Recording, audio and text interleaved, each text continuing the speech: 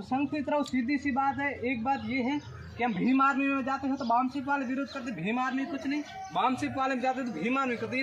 ये रियल बात है, आप मानो न मानो, मैंने सुनी हुई है और रियल बात ये है। लेकिन बहुजन समाज, जो बहुजन समाज है उसमें आप जुड़ो ना। आप संगठन के प्रति क्यों जाते हो कि हम उसमें संगठन नहीं, बहुजन समाज की विचारधारा के हर व्यक्ति यहाँ पे बैठे एक ही बात करता है कि पाखंडवाद से दूर रहो, शिक्षा के प्रति सभी संगठन यही बात करता है। तो फिर संगठन में जाओ। एक बहुजन समाज, जो साहब काशीराम ने हमें कहा था, बहुजन समाज की माला मोतियों की तरह में पिरोने का काम किया है ना, वो साहब काशीराम ने किया। हम उसके रास्ते से भटक गए, हम उसके रास्ते पर नहीं चल रहे।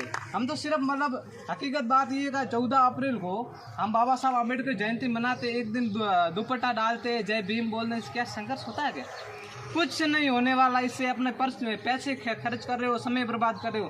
बाबा साहब ने कहा था संघर्ष करो, तो शिक्षा में संघर्ष करो।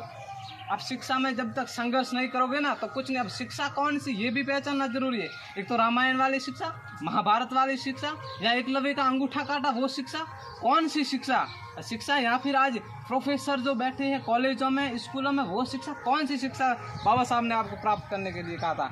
अरे शिक्षा शेरनी का दूध है, जो पिएगा दहाड़ेगा। लेकिन आज हम किसकी शिक्षा पी रहे? शेर की नहीं पी रही, शेरनी की नहीं पी रही शिक्षा।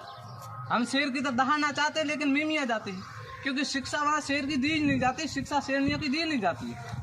इसीलिए उस दोस्त और दुश्मन में आप पहचान करो। शिक्षा के प्रति भी कैसे जागरूक होना है, ये भी बहुत इंपॉर्टेंट चीज़ है, ये भी इम्पोर्टेंट फैक्ट है, ये भी जानना बहुत ज़रूरी है। तो बाबा साहब ने कहा था शिक्षित बनो। शिक्षित बनने का मतलब सिर्फ यदि हमारे प्रति नौकरी पाना ही रहेगा तो समाज में दलाल पैदा होंगे, लाल तो कभी नहीं हो सकते। ये सीधी बात है और लॉजिकल बात है। और ये आज हम कर क्या रहे, ये तो आप सभी जानते हैं। दिखावा मैं भी कर रहा हूँ, आप भी कर रहे हैं।